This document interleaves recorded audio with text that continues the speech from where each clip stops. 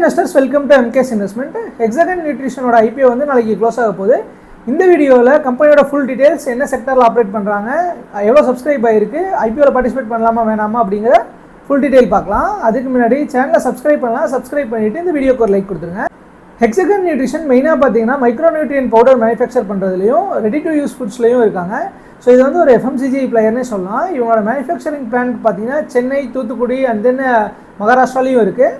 இந்தியாவில் மட்டும் இல்லாமல் சவுத் ஆஃப்ரிக்கா, உஸ்பெகிஸ்தான், ஹாங்காங்லேயும் இவங்களோட ப்ராடக்ட் சேல் பண்ணுறாங்க. ஐபிஓ டீடைல்ஸ் பார்க்கும்பொழுது ஐபிஓ 45 ரூபீஸில் ப்ரைஸ் பண்ணியிருக்காங்க. Face value 1.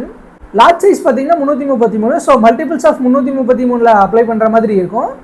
நெக்ஸ்ட் ஃபைனான்சியல்ஸ் பார்க்கும்பொழுது return on equity 13%, return on capital employed 14% இருக்குது.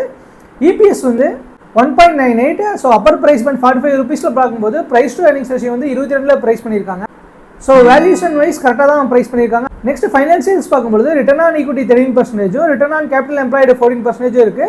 டெப்ட் டு ஈக்விட்டி ரேஷியோ வந்து 0.18. ஜென்ரலாகவே வந்து டெப்ட் டு ஈக்விட்டி ரேஷியோ வந்து 0.3 கீழே இருந்துச்சு அப்படின்னா நல்ல கம்பெனின்னு எப்பவுமே நான் சொல்லுவேன்.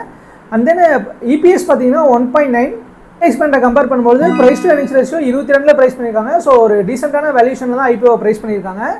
அடுத்த இம்பார்ட்டன்ட் ஃபேக்டர் அப்படின்னு பார்க்கும்போது சப்ஸ்கிரிப்ஷன் தான். ஸோ மார்க்கெட்டில் வந்து எவ்வளோ டிமாண்ட் இருக்குது அப்படிங்கிறது வந்து சப்ஸ்கிரிப்ஷன் இண்டிகேட் பண்ணும். இந்த ஐபி குவாலிஃபைடு இன்ஸ்டியூஷனல் கேட்டகரியில் வந்து 0.17% தான் இதுக்கு சப்ஸ்கிரைப் ஆயிருக்கு. ஸோ இன்ஸ்டியூஷனல் ஆக்டிவ் வந்து கொஞ்சம் வீக்காக தான் இருக்குது. நான் இன்ஸ்டியூஷனல் இன்வெஸ்டர் கேட்டகரியில் வந்து 6.7%, ரீட்டைல் கேட்டகரியில் வந்து 6.2% சப்ஸ்கிரைப் ஆயிருக்கு. ஓவராலாக பார்க்கும்பொழுது 4.6 டைம்ஸ் சப்ஸ்கிரைப் ஆயிருக்கு. ஸோ செகண்ட் டைமில் வந்து இது ஒரு டீசெண்டான சப்ஸ்கிரிப்ஷன் நம்பர்ஸ் தான். அடுத்த இம்பார்ட்டன்ட் ஃபேக்டரை பார்த்தீங்கன்னா கிரே மார்க்கெட் ப்ரீமியம். கிரே மார்க்கெட்டில் வந்து 14% ப்ரீமியமில் இந்த ஐபிஓ ட்ரேட் ஆகிட்டு இருக்கு. So demand and market condition பார்க்கும்பொழுது ஒரு டீசெண்டான சப்ஸ்கிரிப்ஷன் நம்பர்ஸ் தான். லிஸ்டிங் டே கெயின் வந்து மோஸ்ட் ப்ராப்ளி வந்து லிஸ்டிங் டேவோட மார்க்கெட் சென்டிமெண்ட் எப்படி இருக்குது அப்படிங்கிறத பொறுத்தா இருக்கும். ஃப்ரைடே வந்து இந்த ஐபிஓ லிஸ்ட் ஆகும். ஆல்ரெடி வந்து மார்க்கெட் ரொம்ப ஒலடைலாக தான் இருக்குது. ஸோ இங்கேருந்து வந்து பெருசாக செல் ஆஃப் இல்லை அப்படின்னா இந்த ஐபிஓ வந்து ப்ரீமியமில் லிஸ்ட் ஆகிறதுக்கான சான்சஸ் இருக்குது. ஸோ இது வந்து ஒரு ஹை ரிஸ்க் பெட்டு தான். நீங்கள் ஹை ரிஸ்க் இருக்கிறதுக்கு ஓகே அப்படிங்கிற பட்சத்தில் மட்டும் இந்த ஐபிஓ அப்ளை பண்ணுங்கள். பட் லிஸ்டிங் கெயின் வந்து மோர் தென் 10% இருக்கிறதுக்கான சான்சஸ் ரொம்ப கம்மி தான்.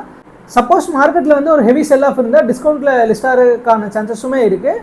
ஸோ இந்த ஐபிஓ அப்ளை பண்ணலாமா வேணாமாங்கிறத நீங்கள் பர்சனலாக ரிசர்ச் பண்ணிவிட்டு டிசைட் பண்ணுங்கள்.